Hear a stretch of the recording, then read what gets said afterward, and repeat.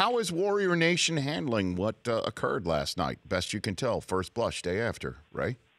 First blush, I think they're heading for the rooftops of buildings and thinking about ending it all, because when you're up 12-0, you know that the team can come back. But when you're up 12 in the fourth quarter at home and you've got a team basically ready to roll over, and then to find out not only are they not going to roll over, but they're going to get back in the game in 2 minutes and make your life a living hell, I think this is the first time that Warrior fans have come to grips with the fact that, A, Houston is really, really good.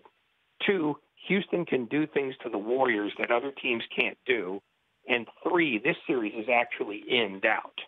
And I don't think that occurred to them before last night. So what, best you can tell, can the Rockets do to the Warriors that other teams can't, that is repeatable 2 more times over the next 3 games, Ray?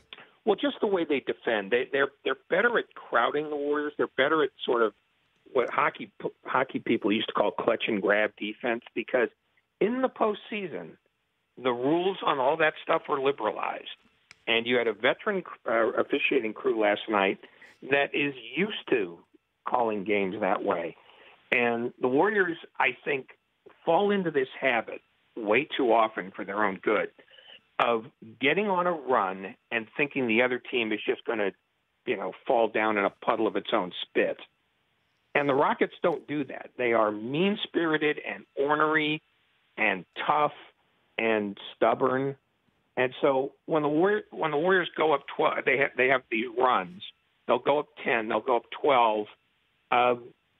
The Rockets are capable of saying, "No, that's enough."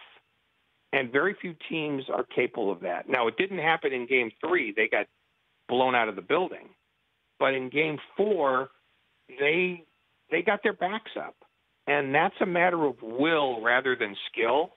And so I think what happened with Warrior fans, to go back to your earlier question, is that they found out that the Rockets are not soft.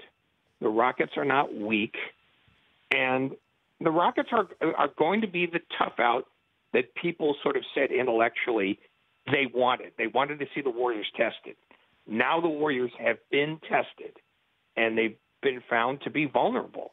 And I think that's a little unsettling for Warrior fans. Is it safe? It's great for us. I hope the series goes 11 games. Well, yeah, I know. Great for us for the conversation, Ray. I mean, is it fair to say that Steve Kerr is getting tested as well? That the second guess of him not calling a timeout, letting the Warriors continue looking for that crucial shot at the end of the game, even though it did appear that they weren't finding it, and Klay Thompson got one off at a very awkward position. Is Steve Kerr being second guessed in that town this morning?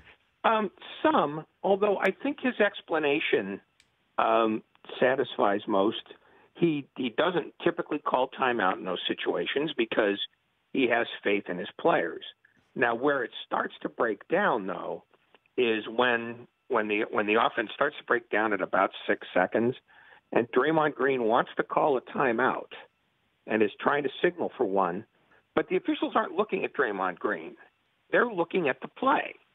And it's up to either Draymond Green to run up to one of the officials and scream timeout in his face, or for Steve Kerr to sprint down the sideline until he gets to an official and screams time.